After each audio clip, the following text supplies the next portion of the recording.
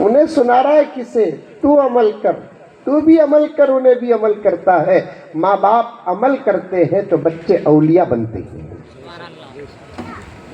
ماں باپ عمل کرتے ہیں تو بچے غوث بنتے ہیں، ماں باپ عمل کرتے ہیں تو بچے اختاب بنتے ہیں، ماں باپ عمل کرتے ہیں تو بچے ابدال بنتے ہیں، ماں باپ عمل کرتے ہیں تو بچے اللہ کے پیارے بنتے ہیں، ماں باپ عمل کرتے ہیں تو بچے رسول اللہ کے دلارے بنتے ہیں، ماں باپ عمل کرتے ہیں تو بچوں میں دین آتا ہے، بچوں میں ایمان آتا ہے، بچوں میں یقین آتا ہے، بچوں میں اعمال آتا ہے۔ میں بڑے ہی جرأت کے ساتھ یہ باتیں عرض کر رہا ہوں، سامنے بیٹھے ہوئے میرے بھائیوں، پردے میں بیٹھی ہوئی میری مائیں اور بہنیں، کان کھول کر سن لو، اگر ہماری اولاد آج راستے سے بھٹکی ہے، ذمہ دار امریکہ نہیں ہے۔ ہماری اولاد اگر راستے سے بھٹکی ہے، ذمہ دار اسرائیل نہیں ہے۔ ہماری اولاد اگر راستے سے آج بھٹکی ہے تو جاپان و چائنا ذمہ دار نہیں ہے، اور اس وقت کے دنیا کے حالات ذمہ دار نہیں ہے۔ میں پوچھنا چاہتا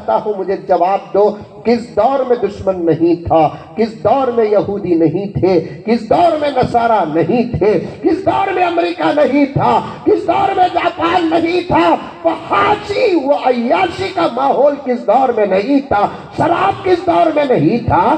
جوا کس دور میں نہیں تھا؟ چوری کس دور میں نہیں تھی؟ بے حیائی کس دور میں نہیں تھی؟ عروانیت کس دور میں نہیں تھی؟ ہر دور میں اس قسم کے فتنے تھے، لیکن ایسے ماحول میں جن ماں باپ نے اپنے بچوں کو بنانے کی فکر کر کے، اللہ کے فضل پر بھروسہ کر کے، دعائیں کرتے ہوئے محنتیں کی، ہر فتنوں کے دور میں ایسے ماں باپ کے بچے غوث بن کر باہر نکلے، خطب بن کر باہر نکلے، ابدال بن کر باہر نکلے، اللہ کے نیک بن کر باہر نکلے، قوم و ملت کو سنبھالنے والے بن کر باہر نکلے۔ اٹھاؤ تاریخ، پڑھو کتابیں، معلوم کرو حضرات علماء کرام سے، ہر دور میں فتنے تھے، لیکن ماں باپ کے عمل نے اللہ کے فضل سے بچوں کو تاریخ بنا دیا۔ عورتوں کو بول رہا ہوں، بولے تو تمہیں باہر نہیں ہوئے، تمہاری بھی ذمہ داری ہے۔ دو ہاتھ سے تالی بجتی ہے، سیدھا ہاتھ بچوں کے لیے اگر ماں ہے، بایاں ہاتھ تمہیں ہے، پرورش کی ذمہ داری تمہاری ہے، تو اس کا مطلب یہ نہیں کہ تم دوسری ذمہ داریوں سے ہٹ گئے۔ لمبا ہوتا جا رہا ہے، آدھے گھنٹے کے اندر باہر کا حساب لے کر میں بیٹھا ہوں، آگے مجھے جانا ہے، کبھی یہ علماء کرام تفصیل کے ساتھ بیان کریں گے۔ آپ بھی تو ذرا سوچو کہ تمہارے بچوں کو تم نے کس لین کا کھانا کھلایا ہے۔ حرام کھلا کر تقوی کی امید رکھتے ہو؟ بچوں کو حرام کھلایا، اس کے اندر تم تہجد کا انتظار کرتے ہو؟ بچوں کو حرام کھلایا، اس کے اندر تم فرما برداری کی امید رکھتے ہو؟ دماغ ہے کہ خراب ہوا؟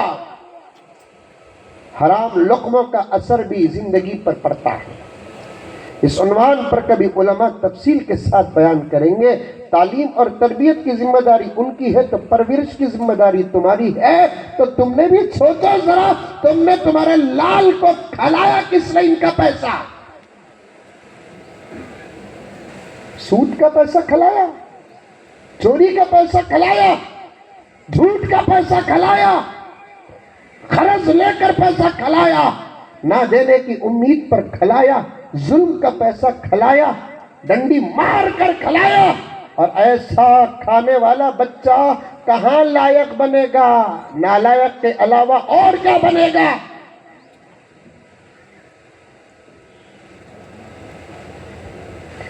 تیرے ہونٹوں پہ زمانے کی برائی کیسے، ایک قطرے کی سمندر سے لڑائی کیسے،